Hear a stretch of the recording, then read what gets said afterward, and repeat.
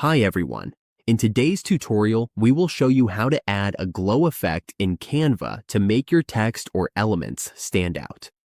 This is a simple trick that can give your designs a more eye-catching and professional look. Let's get started.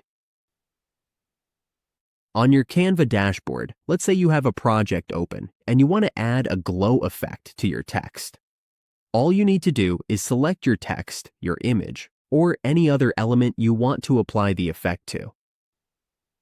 Then click on Effects. From there, click on Glow. Now we can adjust the intensity. As we move the slider, we can see the glow appearing on the element. Notice the difference it makes. We can drag the slider left and right to increase or decrease the glow until we are happy with how it looks.